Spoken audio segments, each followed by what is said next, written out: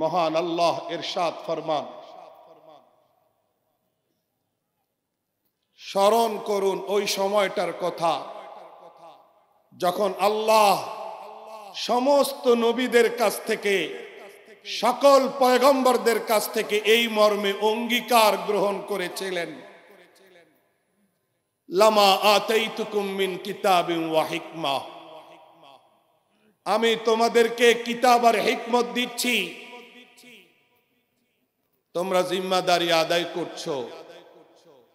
একটা পর্যায়ে তোমাদের সবার পরে এমন একজন রসূল পৃথিবীতে আগমন করবেন, শুভ পদার্পণ করবেন, শুভাগমন করবেন, যিনি মুসাদ্দিকুল লিমা মাআকুম,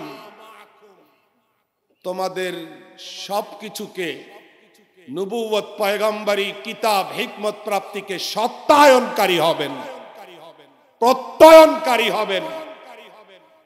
তোমরা ওয়াদা দাও, প্রতিশ্রুতি দাও, প্রমিস করো, লাতুমিনুন্না বিহি ওয়া লাতানসুরুন্না, ঈমান আনবা কি?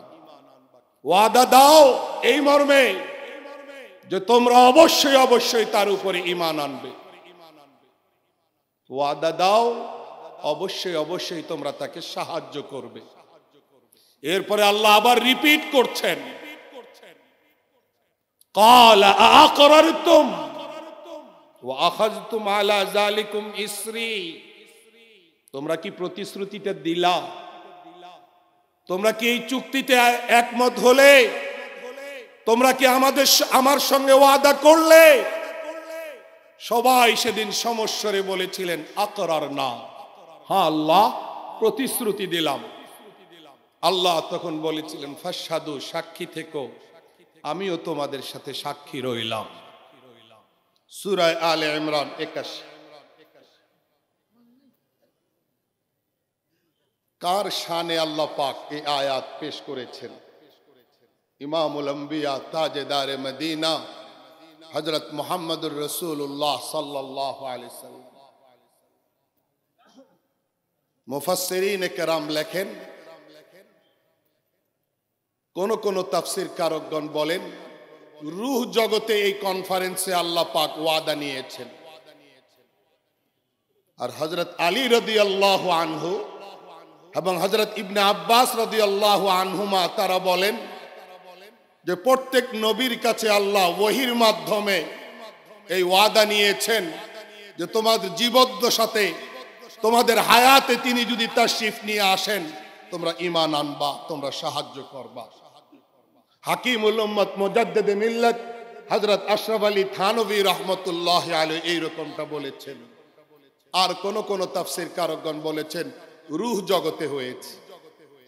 সেই রূহ জগতে, আত্মা জগতে আরেকটা কনফারেন্স অনুষ্ঠিত হয়েছিল, সেটার নাম তাওহীদ কনফারেন্স, যেখানে আল্লাহ পাক জিজ্ঞেস করেছিলেন সমস্ত বনি আদমের রূহগুলোকে, হযরত আদম আলাইহিস সালাতু ওয়াস সালাম থেকে আরম্ভ করে পৃথিবীর লয় হওয়া পর্যন্ত যত মানুষ পৃথিবীতে পুরুষ নারী জন্ম নেবে, সবার রূহগুলোকে একত্রিত করে জিজ্ঞেস করেছিলেন আলাস্তু বিরাব্বিকুম, আমি কি তোমাদের রব নই? সবাই সমস্বরে হাঁ সূচক জবাব দিয়েছিলাম, বালা, অফ কোর্স, আল্লাহ তুমি আমাদের রব। এটা হলো তাওহীদ কনফারেন্স। অবশ্য পৃথিবীতে এক ধরনের কপাল পড়া মানুষ বোধ শক্তির অধিকারী হয়ে সেই রূহ জগতের দেওয়া ওয়াদা বেমালুম ভুলে গেছে। এরা দুর্ভাগা, ঠিক না বে ঠিক? এদের ভাগ্যটা বড় খারাপ, এতটাই খারাপ যে তারা উল্টা প্রশ্ন করে, কই আমাদের তো মনে নাই যে আমরা এরকম ওয়াদা দিয়ে আসছিলাম। তো তাদেরকে পাল্টা প্রশ্ন করা দরকার, তুমি যে মাতৃগর্ভে ছিলা, মায়ের পেটে ছিলা, এটা কি তোমার মনে আছে? তখন তারা লাজবাব হয়ে যাবে, কোনো জবাব নাই। তো যেহেতু এটাই তোমার মনে নাই, তো অস্বীকার করো। এটা তো অস্বীকার করার ক্ষমতা কারো নাই। ঠিক তদ্রূপ মনে না থাকাটা এই কথার প্রমাণ নয় যে আমরা ওয়াদা দেই নাই। আমরা নিশ্চিত ওয়াদা দিয়েছি, আমরা ঘোষণা দিয়েছি আল্লাহ তুমি আমাদের রব। সুতরাং এই দেওয়া ওয়াদার উপরে মৃত্যু পর্যন্ত আমাদেরকে বাঁচতে হবে। রব আমাদের আল্লাহ, আর কাউকে রবের মর্যাদা দেয়া যাবে না। আমেরিকা সুপার পাওয়ার হতে পারে, চীন রাশিয়া পরাশক্তি হতে পারে, ভ্লাদিমির পুতিন স্বঘোষিত নেতা হতে পারে, পৃথিবীতে অনেক মানুষ পরাশক্তির দাবিদার হতে পারে, কিন্তু মহান রবের সমান মর্যাদা পৃথিবীতে আর কাউকে দেয়া যাবে না। মনে থাকবে তো এই কথা? আর একটা কনফারেন্স হলো রিসালাত কনফারেন্স। সমস্ত নবী পয়গম্বরদের কাছ থেকে আল্লাহ পাক ওয়াদা নিয়েছিলেন, শুধু নবী রাসূলদের রূহগুলোকে একত্রিত করেছিলেন। ওয়াদা দাও, দেখুন সব নবীগণ ওয়াদা দিয়েছেন।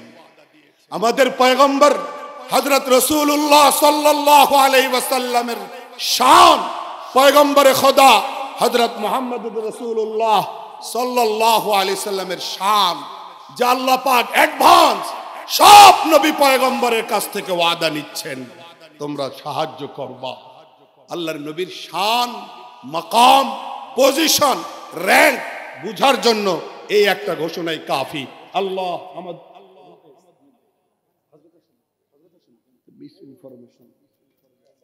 আল্লাহ আমাদেরকে বোঝার তৌফিক দান করেন। হযরত রাসূলুল্লাহ সাল্লাল্লাহু আলাইহি ওয়াসাল্লাম, যার শানে আজকের এই আয়োজন প্রতি বছরেই অনুষ্ঠিত হয়, আল্লাহ তাআলা অ্যাডভান্স সমস্ত নবীর কাছ থেকে ওয়াদা নিচ্ছেন, অথবা অন্য তাফসীর অনুযায়ী হার নবী পয়গম্বরের হায়াতে জীবদ্দশার সাথে আল্লাহ পাক ওহীর মাধ্যমে ওয়াদা নিচ্ছেন। আসছেন সবার পরে, কিন্তু ওয়াদা নিচ্ছেন অ্যাডভান্স। প্রমাণিত হলো যে আল্লাহর রাসূল সাল্লাল্লাহু আলাইহি সাল্লামের নবুয়ত বিশেষ জমানার সাথে সীমাবদ্ধ নয়, এটা সার্বজনীন নবুয়ত। পয়গম্বরের সার্বজনীনতা, রিসালাতের সার্বজনীনতা এই আয়াত দ্বারা প্রতিষ্ঠিত হয়, প্রমাণিত হয়। হযরত রাসূল আকরাম সাল্লাল্লাহু আলাইহি ওয়াসাল্লাম ওই রকম শানওয়ালা হওয়ার কারণেই তো আল্লাহ পাক এই ওয়াদা আগাম নিচ্ছেন। হযরত আলী রাদিয়াল্লাহু আনহু বলেন, কুনতু মা'আন নবী সাল্লাল্লাহু আলাইহি ওয়াসাল্লাম বিমক্কা, আমি হযরত রাসূল আকরাম সাল্লাল্লাহু আলাইহি ওয়াসাল্লামের সাথে মক্কায় অবস্থান করছি। ফাখরাজনা ইয়াওমান, একদিন বের হইলাম আল্লাহর রাসূল সাল্লাল্লাহু আলাইহি সাল্লামের সাথে। নবীজি হাঁটছেন, আমিও হাঁটছি সাথে। তিনি বলেন, ফামাস্তাকবালাহু জাবালুন ওয়ালা শাজারুন ইল্লা কানা ইউসাল্লিমু আলান নবী সাল্লাল্লাহু আলাইহি সাল্লাম। বর্ণনা হযরত আলী রাদিয়াল্লাহু আনহু, তিনি বলেন, আমি সঙ্গে থেকে বিস্ময়ের সাথে লক্ষ্য করেছি, অবাক হয়ে লক্ষ্য করেছি, সাথে থেকে প্রত্যক্ষ করেছি, চলার সময় এমন কোন গাছ, এমন কোন পাহাড় সামনে আসলো না যেই পাহাড় আর গাছ নবী আকরাম সাল্লাল্লাহু আলাইহি সাল্লামকে সালাম দিয়ে ইস্তেকবাল করলো না। কি আজীব কথা! আছে পৃথিবীতে এমন কোন ব্যক্তি যাকে গাছ সালাম করে? জবাব চাই, যাকে পাহাড় সালাম করে? ফামাস্তাকবালাহু জাবালুন ওয়ালা শাজারুন ইল্লা কানা ইউসাল্লিমু আলান নবী সাল্লাল্লাহু আলাইহি ওয়াসাল্লাম। মাকাম আছে বলেই তো, আল্লাহ সম্মান দিয়েছেন বলেই তো। হযরত রাসূল আকরাম সাল্লাল্লাহু আলাইহি ওয়াসাল্লামের ব্যাপারে আপনারা বয়ান শুনেছেন, আজকেও শুনছেন। কার ব্যাপারে আল্লাহ তো আগাম ওয়াদা নিলেন? সব নবীর কাছ থেকে নিলেন। যিনি মায়ের পেটে ছিলেন, তো মায়ের জন্য কোনো ব্যথার কারণ হন নাই। কি বলেন? 6 মাস পর্যন্ত আমেনা টেরেই পান নাই তিনি গর্ভবতী। তারিখ ইসলামের মধ্যে মাওলানা আশিক ইলাহি মিরঠি রহমতুল্লাহ আলাইহি লিখেছেন, 6 মাস পর্যন্ত আমেনা অনুভূতিতেই আসে নাই তিনি গর্ভবতী। আমরা যারা এক্সপিরিয়েন্স হোল্ডার আছি, অর্থাৎ অভিজ্ঞ বা অভিজ্ঞতা সম্পন্ন আছি, যারা বৈবাহিক জীবনে ইন করেছি, নিশ্চয়ই অভিজ্ঞতা বা এক্সপিরিয়েন্স আছে যে একটা নারী যখন কনসেপ্ট করে তখন নানা রকম সাইড এফেক্ট সামনে দৃশ্যমান হয়।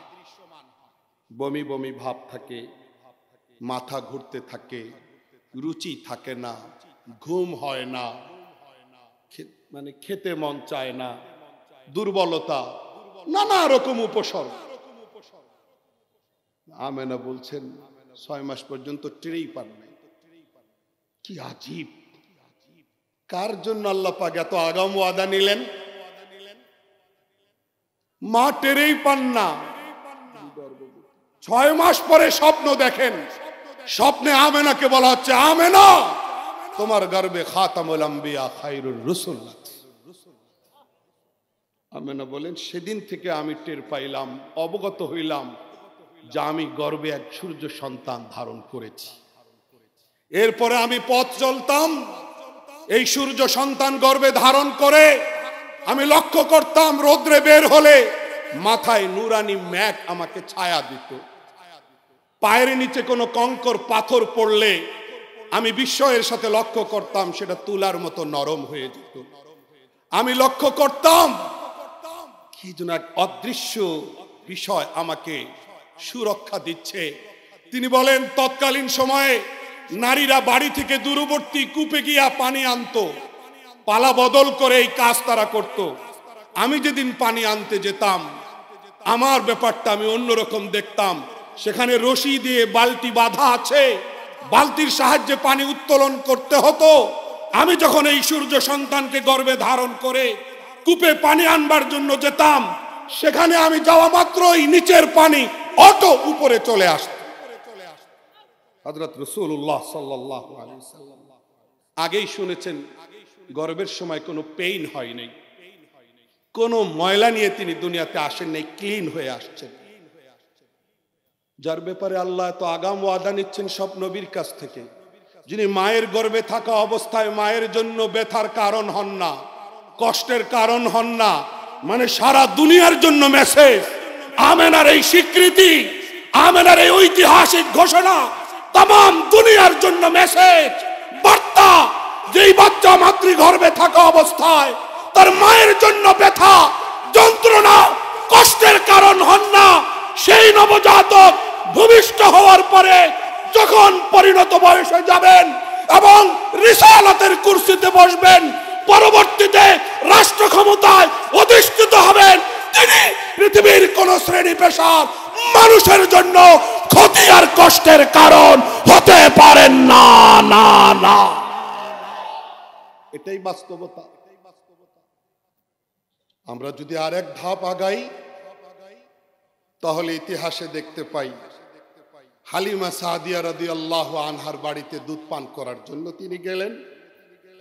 যেই বয়সটাতে একজন দুগ্ধপোষ্য নবজাতকের কোনো সেন্স থাকে না, কোনো ফিলিংস থাকে না, কোনো বোধ শক্তি কার্যকর হয় না, ওই বয়সটাতে তিনি দুধ ভাই আব্দুল্লাহর জন্য এক পার্শ্ব রিজার্ভ রেখে দিচ্ছেন, এক পার্শ্ব থেকেই খাচ্ছেন। তাহলে ওই বয়সটাতে তিনি ইনসাফ কায়েম করলেন। পরিণত বয়সে যাওয়ার পরে তার ইনসাফ প্রতিষ্ঠার মাত্রাটা কেমন হতে পারে? যারা চিন্তা করে না তাদের মতো গর্ধব পৃথিবীতে আর কেউ নাই। এটা যারা ভাবে না তাদের মতো মস্তিষ্ক বিকৃত আর কেউ নাই। আরে ভাই, আজকে এখানে মেহমান আসবেন, আওলাদে রাসূল সাল্লাল্লাহু আলাইহি ওয়াসাল্লাম শুভাগমন করবেন, প্রচারণা, লিফলেট, মাইকিং, ফেসবুকে প্রচার। রাসূল আকরাম সাল্লাল্লাহু আলাইহি ওয়াসাল্লামের প্রচারণা কুদরত চালিয়েছে সূর্য দিয়া, চন্দ্র দিয়া, গাছপালা দিয়া প্রচারণা হয়েছে, পাবলিসিটি হয়েছে বাক্য দিয়া। বিখ্যাত সাহাবী হযরত সালামা ইবনুল আকওয়া রাদিয়াল্লাহু আনহু, উমদাতুল কারি খুলে দেখেন, আল্লামা বদরুদ্দিন আইনি রহমতুল্লাহি আলাইহি লিখেছেন যে তিনি সুঠাম দেহের অধিকারী, হৃষ্টপুষ্ট একজন মানুষ ছিলেন।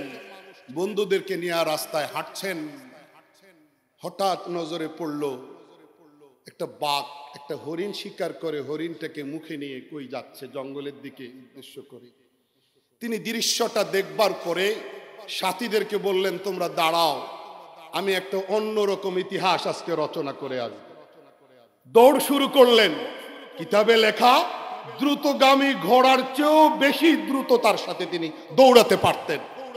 কাফির, ইসলামের আলো পাননি, ইসলামের কোন ইসলাম কবুল করেননি, ঈমান আনেননি। দৌড় শুরু করলেন। এক দৌড়ে বাঘের কাছে পৌঁছে গেলেন, বাঘের গর্দান ধরে বসলেন, আর এক হাত দিয়া বাঘের মুখ থেকে তার শিকার করা হরিণ কেড়ে নিলেন। বাঘ যেন পোষা প্রাণী, কোনো প্রতিক্রিয়া নাই, কোনো সাউন্ড নাই, কোনো শব্দ নাই, মনে হয় যেন পোষা একটা প্রাণী। এক হাত দিয়ে বাঘের গর্দান ধরে আছেন, আর এক ধাক দিয়ে কেড়ে নেওয়া হরিণ হাতের মধ্যে নিচ্ছেন, আর মনে মনে একটা আত্মতৃপ্তি, মনে মনে একটা মেন্টাল স্যাটিসফ্যাকশন, আত্মতৃপ্তির ঢেকুর দিচ্ছেন। আমি যা ঘটাতে চেয়েছি তা ঘটাতে পেরেছি, যা প্রমাণ করতে চেয়েছি, আমি যে বীর বাহাদুর, বাঘও যে আমার কাছে সারেন্ডার করে, এটা আমি বাস্তবে দেখাতে পেরেছি। এরকম একটা ফিলিংস। দূরে অবস্থানকারী বন্ধুদেরকে ডাকছেন, ওই তোরা কই এত দূরে থাইকে বুঝলি না, কাছে আসলে দেখতি বাঘ আমার কাছে পরাস্ত। ঠিক ওই মুহূর্তে কুদরত বাঘের জবান খুলে দিয়েছে। বাঘ মানুষের মতো তার সঙ্গে স্পিকিং করছে, কথা বলছে। বাঘ বলছে, ইয়াবনাল আকওয়া, অ্যাড্রেস করতেছে বাঘ, হে আকওয়ার পুত্র। মানে সে যে আকওয়ার, তিনি যে আকওয়ার ছেলে, এটাও বাঘের খবর আছে। বাঘ বলতেছে, ইয়াবনাল আকওয়া, হে আকওয়ার পুত্র সালামা, আমি তোমার কি ক্ষতি করেছি? আমি তোমার কি ক্ষতি করেছি? তুমি কেন? আল্লাহ আমাকে একটা রিজিক দিয়েছি, এই রিজিকটা আমার মুখ থেকে কেড়ে নিলা। তিনি অবাক, স্টোনিশড, হায়রান, হায়রতার বিস্ময়ের কোনো শেষ নাই। কি ব্যাপার? বাঘ কথা বলে মানুষের মতো। সাথীদেরকে ডাকতেছে, আয় দৌড়ে কাছে আয়, দেখবি, দেখ বাঘ কথা বলে। কি এক অসাধারণ ঘটনা। বাঘ বলতেছেন, আর কাউকে ডাকবার দরকার নেই, তুমি মনে করতেছো আমি তোমার সাথে কথা বলতেছি, এটাই মনে হয় বড় বিস্ময়ের কোনো খবর না। এটা মোটেও কোনো বিস্ময়কর খবর না, আরো গরম, আরো বিস্ময়কর, আরো আশ্চর্যজনক খবর আছে। তিনি চমকে উঠলেন, বললেন, কি সেই খবর? বাঘ জবাব দিচ্ছে, হযরত মুহাম্মদুর রাসূলুল্লাহ সাল্লাল্লাহু আলাইহি ওয়াসাল্লাম, তিনি পৃথিবীতে শুভাগমন করেছেন, তিনি নবুয়তের রিসালাতের পদমর্যাদায় আসীন হয়েছেন, অধিষ্ঠিত হয়েছেন, ডাক দিচ্ছেন তোমাদেরকে ঈমান আনবার জন্য। তার দাবি সত্য, তার ডাক সত্য, আন্তরিকতার কোনো ঘাটতি নাই। তারপরও কেন তুমি এখনো পর্যন্ত ঈমান আনলা না? এটা আরো আশ্চর্যের খবর। আমি বাঘ তোমার সাথে কথা বলতেছি, এটা আশ্চর্যের খবর। আল্লাহু আকবার, আজীব ব্যাপার। বাঘ কথা বলতেছি, এটা আশ্চর্যের খবর না। আশ্চর্যের খবর, তিনি ডাকতেছেন যেই পথে সেই পথ সত্য, যেই রাস্তায় সেই রাস্তা সত্য, সংশয়ের বিন্দু মাত্র কারণ নাই। তারপরও এখনো তুমি ঈমান আনলা না কেন? সাহাবা সালামা ইবনুল আকওয়া রাদিয়াল্লাহু আনহু এক হাতে ধরা বাঘের গর্দান ছেড়ে দিলেন, আর এক হাতে ধরা বাঘ ছেড়ে দিলেন, মানে তার হরিণ ছেড়ে দিলেন। দৌড় শুরু করলেন। এক দৌড়ে এসে তিনি মুসলমান হয়ে গেলেন। ইয়া রাসূলুল্লাহ, আপনি যে সত্য, এটার অনেক প্রমাণ। আজকে নতুন প্রমাণ পাইলাম, আমি মুসলমান।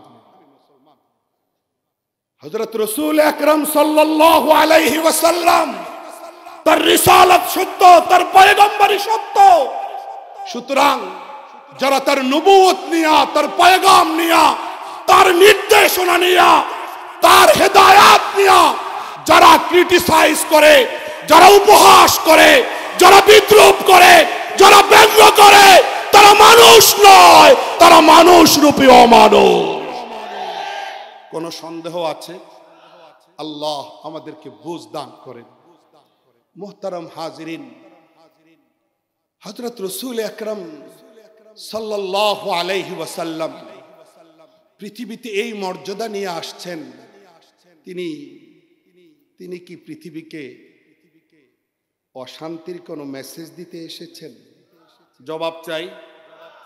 অন্যায়ের কোনো বার্তা নিয়ে আসছেন? অমানবিক কোনো বিষয় তিনি সাথে নিয়ে আসছেন? তো তার ব্যাপারে তো কোনো মানুষের অ্যালার্জি থাকার কথা নয়, তার ব্যাপারে তো কোনো মানুষের প্রশ্ন থাকার কথা নয়। কেন থাকে? তাদের কপাল খারাপ, তাদের ভাগ্য খারাপ, তাদের দৃষ্টিভঙ্গি খারাপ। আল্লাহ আমাদেরকে বুঝ দান করো। হযরত মুহাম্মদুর রাসূলুল্লাহ সাল্লাল্লাহু আলাইহি ওয়াসাল্লাম পৃথিবীর মানুষকে হেদায়েতের আলোয় উদ্ভাসিত করতে এসেছেন, শান্তি প্রতিষ্ঠার জন্য এসেছেন। সন্ত্রাস, অন্যায়, অনাচার, জুলুম এসব থেকে মানুষকে মুক্ত করবার জন্য এসেছেন। আন্তরিকতা এবং মহানুভবতা ঢেলে দিয়ে মানুষকে সত্যের পথে আহ্বান করেছেন। এরপরও যারা তার আহ্বানে সাড়া দেয়নি, এরপরও যারা তার এই দরদ মাখা ডাকে সাড়া দেয়নি, তারা কপাল পড়া, তারা ভাগ্যহারা মানুষ ছাড়া আর কিছু।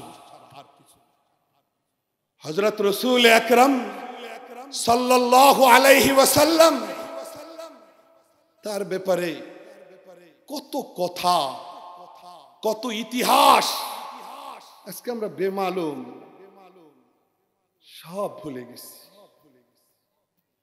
কেন? হযরত রাসূল আকরাম সাল্লাল্লাহু আলাইহি ওয়াসাল্লাম কি বার্তা নিয়ে দুনিয়াতে আসছেন, তার হৃদয় নিংড়ানো মেসেজের মধ্যে, বার্তার মধ্যে, আহ্বানের মধ্যে কোনো অন্যায়ের মেসেজ ছিল না, অশান্তির কোনো রূপরেখা ছিল না। তিনি বিশ্বকে শান্ত করবার জন্য বিশ্বের মানচিত্র থেকে অশান্তি, সন্ত্রাস নির্মূল করার জন্যই তিনি দুনিয়াতে আসছেন। তারপরও এত অ্যালার্জি। যাদের অ্যালার্জি তারা আসলে মানুষ না, তারা মানুষরূপী অমানুষ, তারা আসলে বড় কপাল খারাপ তাদের। আল্লাহ তাআলা আমাদেরকে হিদায়াত দান করেন। কি এক আশ্চর্য অবস্থা! হযরত রাসূল আকরাম সাল্লাল্লাহু আলাইহি ওয়াসাল্লাম পৃথিবীর মানুষকে ব্যবহার শিখিয়েছেন, পৃথিবীর মানুষকে উত্তম চরিত্র শিখিয়েছেন, পৃথিবীর মানুষকে সততা শিখিয়েছেন, পৃথিবীর মানুষকে বৈষম্যের অন্ধকার থেকে উঠাবার চেষ্টা করেছেন। তার কোনো একটা ডাক, তার কোনো একটা নেদা মায়া মমতার বাইরে ছিল না, মায়া মমতার মিশ্রিত ছিল। হযরত রাসূল আকরাম সাল্লাল্লাহু আলাইহি সাল্লাম পরিষ্কার বলেছেন, তাবাসসুমুকা ফি ওয়াজহি আখিকা সাদাকা। তুমি যদি কারো সাথে মুস্কি হেসে কথা বলো, তোমার আমলনামায় সদকার সমান সওয়াব লিখে দেওয়া হবে। তিনি বলেছেন, ওয়া ইফরাগুকা মিন দালবিকা ফি দালবি আখিকা সাদাকা। তুমি যদি কোথাও কোনো জায়গা থেকে তোমার পাত্রে পানি সংগ্রহ করো, আর সেই সংগৃহীত পানিটা আরেকজনের প্রয়োজনীয়তা সামনে আসার পরে তাকে দিয়ে দাও, সেখানেও তোমার আমলনামায় সদকার দানের সমান সওয়াব দেওয়া হবে। তিনি বলেছেন, ওয়াহাদিউকার রাজুল ফিল আরদি দাল্লাতি লাকা সাদাকা। একজন মানুষ গন্তব্যে যাওয়ার জন্য রাস্তা চিনে না, যেতে পারতেছে না, তুমি যদি তাকে হাত ধরে রাস্তাটা বাতাই দাও, বলে দাও, সেখানেও তোমার আমলনামায় সদকা দানের সমান সওয়াব। মুহতারাম হাজরিন, হযরত রাসূল আকরাম সাল্লাল্লাহু আলাইহি ওয়াসাল্লাম পৃথিবীর মানুষকে শান্তির বার্তা দিতে এসেছেন। আজকে যদি কেউ আপনাকে আমাকে মিসগাইড করতে চায়, বিভ্রান্ত করতে চায়, আপনাকে আমাকে যদি ভুল বার্তা দিতে চায়, আমাদেরও তো এই ভুল মেসেজগুলো সাধ্যের সবটুকু নিংড়ে দিয়ে খণ্ডন করা উচিত। কারা কারা রাজি আছি? আল্লাহ আমাদের সবাইকে কবুল করো। আল্লাহ আমাদেরকে ঈমানি চেতনায় উজ্জীবিত হওয়ার তৌফিক দান করো। মুহতারাম হাজরিন, হযরত রাসূল আকরাম সাল্লাল্লাহু আলাইহি ওয়াসাল্লাম আপনারা শুনেছেন যে রাস্তায় কাটা বিছাতে কয়েকদিন যেমন নিয়মিত তার রুটিন ছিল কাঁটা বিছাইয়া আল্লাহর নবীকে হাঁটতে বাধাগ্রস্ত করা, কষ্ট দেওয়া, এটা তার প্ল্যান, রুটিন। নবী আলাইহিস সালাম দেখতেন, সাবধানে পার হতেন। হঠাৎ এক সময় রাস্তায় কাঁটা দেখেন না, খবর নিয়ে জানলেন যে তিনি অসুস্থ, যার কারণে বের হতে পারছেন না। নবী আলাইহিস সালাতু ওয়াস সালাম, দুনিয়াতে বহু মানুষ লিডার হয়, দুনিয়াতে মানুষ বহু জায়গায় নেতৃত্বের চেয়ারে বসে দীর্ঘ সময় পার করে, কিন্তু এইরকম মহানুভবতা পৃথিবীর মানুষকে দেখাতে পারে। তিনি ছুটে গেলেন তার বাড়িতে যাওয়ার পরে দরজা নক করলেন, সঙ্গে সাহাবা একরাম আছেন। ভিতর থেকে সন্তান গিয়া মাকে বলতেছে যে মা, যাকে কষ্ট দেওয়ার জন্য নিয়মিত তুমি কাঁটা বিছাও, তিনি তো আজকে আমাদের বাড়িতে আসছে, খবর আছে। মা কয় কপালে যা আছে তাই হবে, তুমি দরজা খুলো। দরজা খুলছে না, ভয়ের কিছু নাই, নিয়মিত রুটিন মাফিক কাঁটা বিছানো হতো। এই কাঁটা কয়েকদিন যাবৎ রাস্তায় দেখি না, এই কারণে ভাবলাম কি হয়েছে, খোঁজ নিয়ে জানতে পারলাম অসুস্থ, এই জন্য দেখতে আসলাম। রুগী দেখতে আসা, খোঁজ খবর নিতে আসা ইসলামের সুমহান শিক্ষা, আল্লাহ পছন্দ করেন, তাই দেখতে আসলাম। জবাব শুনে তারা স্পটেই মুসলমান হয়ে গেছে। राह में कांटे जिसने बिछाए, गाली दी पत्थर बरसाए। राह में कांटे जिसने बिछाए, गाली दी पत्थर बरसाए। उस पर छिड़की प्यार की शबनम, उस पर छिड़की प्यार की शबनम। हुस्ने सरापा खैरे मुजस्सम। রাস্তায় যে নিয়মিত কাঁটা বিছিয়ে নবীজিকে উত্ত্যক্ত করা এবং কষ্ট দেওয়া, রুটিন মাফিক এই কাজ করত, তিনি নবী আলাইহিস সালাতু ওয়াস সালামের কাছ থেকে পেয়ার পাইলেন, ভালোবাসা পাইলেন, হৃদ্যতা পাইলেন, উত্তম আখলাক দেখলেন, আর সাথে সাথে তিনি মুসলমান হয়ে গেলেন। সুতরাং ইসলাম সন্ত্রাসী কায়দায় সামনে আসে নাই, ইসলাম উত্তম আখলাক দিয়ে সামনের পথে অগ্রসর হয়েছে। এই আখলাক আজকে আমরা ভুলে গেছি, এই চরিত্র আজকে আমরা বিসর্জন দিচ্ছি, যার জন্য কপালে আমাদের অবস্থা। মুহতারাম হাজিরিন, মক্কা বিজয়ের সময়, মক্কা বিজয়ের পর উসমান ইবনে তালহা শাইবি, যিনি কাবা ঘরের চাবি বাহক, সেই উসমান ইবনে তালহা শাইবি বিদায়ের সময়, হিজরত করে যাওয়ার সময় হযরত রাসূল আকরাম সাল্লাল্লাহু আলাইহি ওয়াসাল্লাম তাকে বলছেন, উসমান ইবনে তালহা শাইবিকে একটু খুলে দাও না কাবা ঘরটা, একটু একবার। উসমান ইবনে তালহা শাইবি বলছিলেন, কোনো কনসিডার নেই, আপনি আমাদের মধ্যে বিভেদের দেয়াল তৈরি করেছেন, আপনি আমাদের মধ্যে অনেক রকম সমস্যা তৈরি করেছেন, আমরা দীর্ঘকাল থেকে মূর্তি পূজা করে আসছি, আপনি হঠাৎ মূর্তি পূজার বিরুদ্ধে অবস্থান নিলেন, আপনাকে আমি কোনো চান্স দিতে রাজি না। তখন নবী আলাইহিস সালাম বলছেন, উসমান, মনে রেখো, তোমার এই কথাটা ভুলে যেও না, এমন একটা সময় আসবে, এমন একটা মুহূর্ত আসবে ইনশাআল্লাহ, যেদিন চাবি হাতে আমি দাঁড়ানো থাকবো, তুমি চাবি ছাড়া আজকে আমি যেই জায়গায়, ওই জায়গায় তুমি অসহায় হয়ে দাঁড়িয়ে থাকবে। হযরত রাসূলুল্লাহ সাল্লাল্লাহু আলাইহি সাল্লামের ভবিষ্যৎ। মক্কা বিজয়ের পরে থরথর করে কাঁপতেছে সবাই মনে করতেছে রক্তের বন্যা বয়ে যাবে, কারণ তাদের হৃদয়ে জানা আছে তারা কি করেছে। তারা থরথর করে কাঁপতেছিল আর বলতেছিল, আল ইয়াউম ইয়াউমুল মালহামা, আজকের দিন তো রক্তপাতের দিন, প্রতিশোধ নেয়ার দিন। নবী আলাইহিস সালাম সেই জায়গায় এসে ঐতিহাসিকভাবে ক্ষমা সুন্দর আদর্শ উপস্থাপন করে তিনি বললেন, মান দাখালা দার আবি সুফিয়ান ফাহুয়া আমিন, ওয়া মান দাখালা বাইতাহু ওয়া আগলাকা বাবাহু ফাহুয়া আমিন, ওয়া মান দাখালা আল মাসজিদাল হারামা ফাহুয়া আমিন। যে কাবা ঘরে আশ্রয় নেবে সে নিরাপদ, যে নিজের ঘরে ঢুকে ভিতর থেকে দরজা লাগিয়ে দিবে সে নিরাপদ, যে আবু সুফিয়ানকে সম্মান দিয়ে বললেন, নেতা আবু সুফিয়ানের ঘরে যে আশ্রয় নিবে সেও নিরাপদ। এই ক্ষমা সুন্দর আদর্শ দেখাইলেন।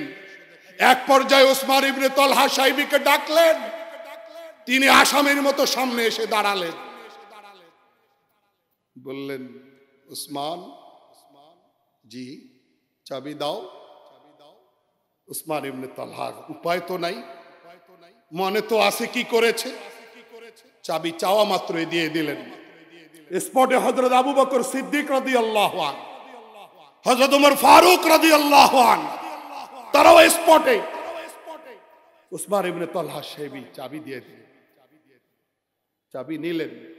শীর্ষ সাহাবীদের অনেকেই ভাবতেছেন হয়তোবা এই চাবি আজকে আমাদের কাউকে আল্লাহ রাসূল দিয়ে দিবেন, কারণ খানায়ে কাবার চাবি বহন করা এটা তো ভেরি বিগ স্ট্যাটাস, এটা তো অনেক বড় পজিশন, এটা তো একটা র্যাঙ্ক। কাবা ঘরের চাবি বহন করে বিশাল বড় পদমর্যাদা। সাহাবায়ে কেরাম স্বাভাবিক কারণে ভাবছেন, আশার আলো দেখছেন, এই পদমর্যাদা আজকে আমাদের ভিতর থেকে কারো নসিব হতে পারে। সবাই স্বপ্ন দেখছেন। চাবি নিলেন। চাবি নেওয়ার পরে প্রশ্ন করলেন, ওসমান, জি যখন হিজরতের সময় একটু চাবিটা দিয়া কাবা ঘর খুলে দিতে বলছিলাম তখন কি জবাব দিছিলাম মনে আছে? ওসমান ইবনে তালহা সাহেব, হ্যাঁ মনে আছে। What is the your feelings, তোমার প্রতিক্রিয়াটা এখন কি তাহলে বলো তো? ওসমান ইবনে তালহা সাহেব শর্টকাট বললেন, বলার কিছুই নাই। একজন মহান মহানুভবতার অধিকারী মহান ব্যক্তির সামনে আমি একজন আসামি দাঁড়িয়ে আছি, এছাড়া আমার কাছে বলার মতো আর কিছুই নাই। সারেন্ডার, কমপ্লিটলি সারেন্ডার, পুরাই আত্মসমর্পণ। বললেন, যা বলেছি সব তো মনে আছে, আমি আসামি, যা পারেন করেন। সাহাবীরা ভাবতেছেন এই চাবি আর তার কাছে যাবে না। সবাইকে অবাক করে দিয়ে, সবার কল্পনাকে গুড়িয়ে দিয়ে হযরত মুহাম্মদুর রাসূলুল্লাহ সাল্লাল্লাহু আলাইহি ওয়াসাল্লাম, যিনি পৃথিবীতে মানবতার সাম্য প্রতিষ্ঠা করতে আসছেন, বৈষম্যের কবর রচনা করতে আসছেন, বৈষম্যের অন্ধকার থেকে মানুষকে তুলে আনবার জন্য এসেছেন, তিনি ওসমান ইবনে তালহা সাহেবীকে আবারও চাবি রিটার্ন করতেছেন, ব্যাক করতেছেন, চাবি দিয়ে বলতেছেন, ওসমান তোমার মর্যাদা তোমার কাছেই থাক, অন্য কাউকে দিলাম না। সাথে সাথে ওসমান ইবনে তালহা সাহেবী মুসলমান হয়ে গেলেন। তো ওই জায়গায় মহিলা কাটা বিছাইতেন যে মহিলা, তিনি মুসলমান হইলেন কি তরবারির জোরে? কথা বলেন। আর এই জায়গায় ওসমান ইবনে তালহা সাহেবী মুসলমান হইলেন কি তরবারির জোরে? লাঠির আঘাতে। আখলাক, ইন্নাকা লাআলা খুলুকিন আযীম। আজকে আমরা কোথায়? আজকে আমরা কোথায়? আমরা যদি আমাদের জায়গাটা ঠিক করতে পারতাম, বহু শহীদের রক্তের বিনিময়ে, বহু মানুষের পঙ্গুত্ব বরণ করার মধ্য দিয়ে, বহু সংগ্রামকারীর দৃষ্টি প্রতিবন্ধী হওয়ার মধ্য দিয়ে রাষ্ট্র নূতন এক স্বাধীনতা ফিরে পেল, নূতন এক স্বাধীনতা আমরা অর্জন করলাম। দেশে অন্তর্বর্তী সরকার প্রতিষ্ঠিত হলো, সব সেক্টর ধ্বংস হয়ে গেছে, সব প্রতিষ্ঠানের মেরুদণ্ড ভেঙে গেছে। হ্যাঁ, একাধিক 10টার মতো কমিশন হয়েছে সেক্টরগুলোকে সংস্কার করবার জন্য। আসল জায়গায় যদি আমরা সংস্কার না করি, ইমানের জায়গাটাকে, ধর্মীয় মূল্যবোধের জায়গাটাকে, নীতি নৈতিকতার জায়গাটাকে যদি আমরা সংস্কারের আওতায় আনতে পারি, তাহলে এত কমিশন লাগবে না, র‍্যাব লাগবে না, পুলিশ লাগবে না, বৈষম্য দূর হয়ে যাবে, সাম্যের বাংলাদেশ প্রতিষ্ঠিত। ঠিক না বে ঠিক? আল্লাহ আমাদেরকে বুঝার তৌফিক দান করুন। কেন তিনি এই ব্যবহার করবেন না? কেন তিনি সাম্য প্রতিষ্ঠা করবেন না? তিনি তো ওই মায়ের গর্ভে থাকা অবস্থায় দুনিয়ার মানুষকে মেসেজ দিতে দিতে দিতে এই পর্যন্ত আসছেন। মেসেজটা তো দুনিয়ার মানুষ, দুনিয়ার লিডাররা যেভাবে নেওয়ার ওইভাবে নেয়। মেসেজটা তো উল্টা ভাবে তারা নিস।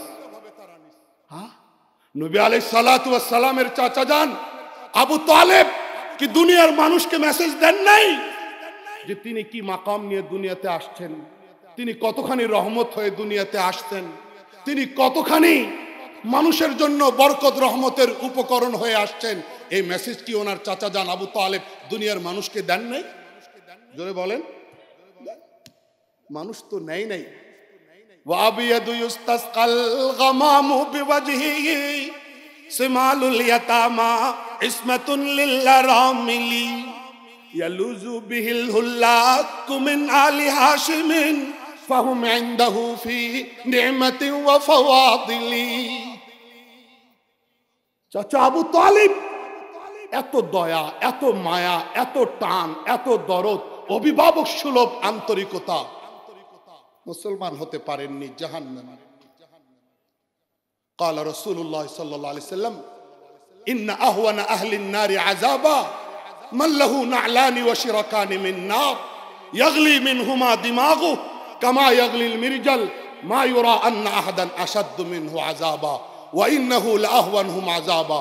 إمام الأنبياء হযরত মুহাম্মদুর রাসূলুল্লাহ সাল্লাল্লাহু আলাইহি সাল্লাম ফরমান, সবচেয়ে বেশি হালকা শাস্তি যেই জাহান্নামী মানুষটাকে দেওয়া হবে, যেই জাহান্নামীটাকে সবচেয়ে হালকা শাস্তি দেওয়া হবে, তার শাস্তিটা এইরকম যে তাকে এক জোড়া আগুনের জুতা পরিয়ে দেওয়া হবে দুই পায়ে, আর এই আগুনের জুতা জোড়া পরিধান করানোর পর ইয়াগলি মিনহুমা দিমাগু, ওই জাহান্নামীর দিমাগ মস্তিষ্ক ওই রকম উতলাইতে থাকবে যেই রকম জ্বলন্ত চুলায় দীর্ঘক্ষণ পানি দুধ থাকলে টকবক করে উতলাইতে থাকে। এটা হলো সব, সবাই মনে করবে এটাই জাহান্নামের সবচেয়ে হালকা শাস্তি। নবী আলাইহিস সালাম বলতেছেন না না, ওয়া ইন্নাহু লাআহওয়ানুহুম আযাবা, এটাই হলো বাস্তবতা, হলো এটাই জাহান্নামের সবচেয়ে হালকা শাস্তি।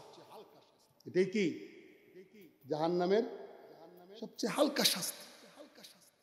মুহতারাম হাজিরিন, উম্মে জামিলের কিচ্ছা শুনলেন, উসমান ইবনে তালহা সাহেবের কিচ্ছা শুনলেন, আবু তালিব কি বলেন।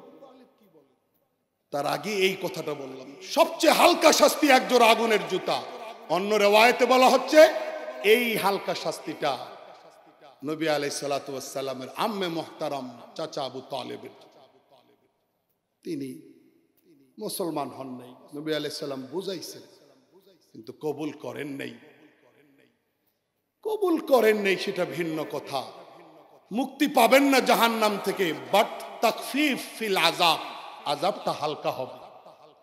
তিনি ৮০টা ৮১টার মতো কবিতা রচনা করছেন। কয়টা? ৮০-৮২টার মতো কবিতা। সিরতে ইবনে হিশামের মধ্যে সবগুলো আছে, বুখারী শরীফের বিভিন্ন ব্যাখ্যা গ্রন্থে ৪-৫টা আছে। এই কবিতাগুলো তিনি রচনা করছেন, এখনো আরবি সাহিত্যের একটা জায়গা দখল করে আছে। নবী আলাইহিস সালাতু ওয়াস সালামের আম্মে মুহতারামের এই ঐতিহাসিক কবিতাগুলা, তার মধ্যে ২টা কবিতা পড়লাম, ওয়াবিয়াদু ইস্তাসকাল গামামু বিওয়াজহিহি। তিনি তো এই বাচ্চাটা অন্য 10টা বাচ্চার মতো না, নবী মুহাম্মদ সাল্লাল্লাহু আলাইহি ওয়াসাল্লাম অন্য 10টা খোকার মতো খোকা না। তার চেহারা ভিন্ন রকম, তার আকৃতি ভিন্ন, কি বরকত নিয়ে আসছে তিনি, কি রকম এমন এক মোবারক আর বরকতময় চেহারা নিয়ে আসছেন।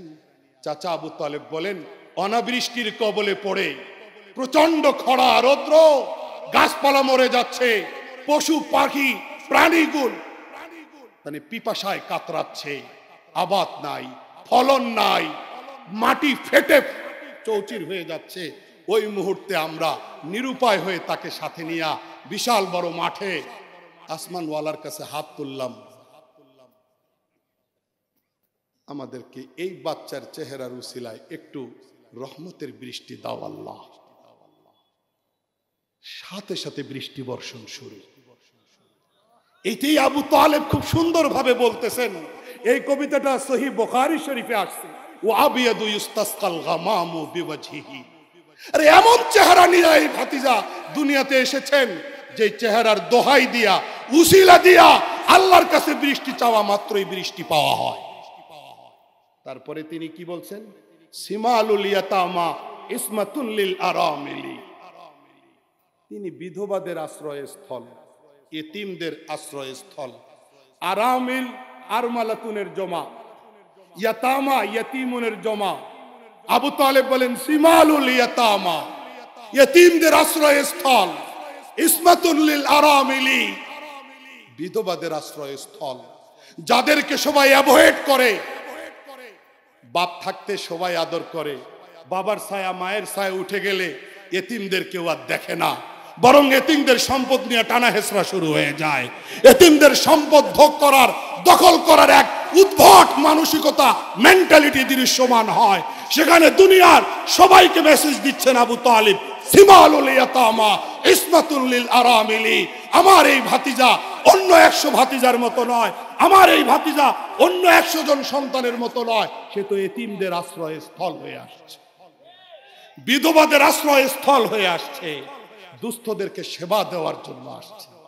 মুহতারাম হাজিরিন, যাকে ঈমান না আনার পরও চাচা সার্টিফিকেট দিচ্ছেন এতিমদের আশ্রয়স্থল, বিধবাদের আশ্রয়স্থল, আজকে 1450 বছর পরে দুনিয়ার কোন মানুষ যদি বলে ওনার মেসেজ আর ওনার প্রেসক্রাইবের মধ্যে উগ্রতা আছে, ওনার বার্তার মধ্যে উগ্রতা আছে, ওনার নির্দেশনার মধ্যে উগ্রতা আছে, আমি মনে করি তারা শুধু ইসলামের দুশমন নয়, তারা মানব সভ্যতার দুশমন, তারা মানবতার শত্রু। কোন সন্দেহ আছে? এই রকম প্রচারণার বিরুদ্ধে আমাদেরকে লড়তে হবে। আল্লাহর রাসূলের উত্তম আখলাক আমাদেরকে ছড়িয়ে দিতে হবে। ইমামুল আম্বিয়া তাজদারে মদিনা হযরত রাসূল আকরাম সাল্লাল্লাহু আলাইহি ওয়াসাল্লাম পরিষ্কার বলেছেন, তাবাসসুমুকা ফি ওয়াজহি আখিকা সাদাকা। তুমি যদি মুস্কি হেসে আরেকজনের সাথে কথা বলো, তোমার আমলনামায় সৎকার সমান সওয়াব দাও। রাসূল আকরাম সাল্লাল্লাহু আলাইহি ওয়াসাল্লাম আরো বলেন, ইফরাগুকা মিন দালবিকা ফি দালবি আখিকা সাদাকা। তুমি পানি সংগ্রহ করার পরে আরেকজনকে পানি দেওয়ার পরে সেখানে তোমার আমলনামায় সৎকার সমান সওয়াব দেওয়া হবে। কি ভাই, সুন্দর চেহারা। কেন আজকে অপপ্রচার? বিগত সরকার এই শান্তির ধর্মকে, এই ইসলামটাকে বারবার কলুষিত করার জন্য অসংখ্যবার পরিকল্পনা করে বারবার জঙ্গিবাদের ট্যাগ দেওয়ার চেষ্টা করেছে। আমরা কি দেখি নাই? কি ভাই দেখি নাই? কেন শেষ পর্যন্ত কি তারা সফল হয়েছে? লেজ গুটিয়ে পালাতে হয় নাই, পালাতে হয় নাই, পালাতে তো হইছে। অতীত থেকে আজ পর্যন্ত কোন ডিক্টেটরশিপ, কোন স্বৈরতন্ত্র, কোন স্বৈরাচার পৃথিবীতে দীর্ঘমেয়াদী। ফেরাউনও চলে গেছে, নমরুদও চলে গেছে, সিরিয়ার বাশার আল আসাদও চলে গেছে, ঠিক না বেঠিক? সুতরাং যারা নতুন করে ইসলামের বিরুদ্ধে অপপ্রচার করবার চেষ্টা করবে, যারা ইসলামকে বিকৃত রূপে উপস্থাপন করবার চেষ্টা করবে, যারা রহমাতুল লিল আলামিন সাল্লাল্লাহু আলাইহি ওয়াসাল্লামের চরিত্রে, মহান চরিত্রে উগ্রতার কালিমা লেপন করার চেষ্টা করবে, তাদের 20 দাঁত ভেঙে দিতে হবে, তাদের 20 দাঁত ভেঙে দিতে হবে। কারা কারা রাজি হাত দেখতে চায়?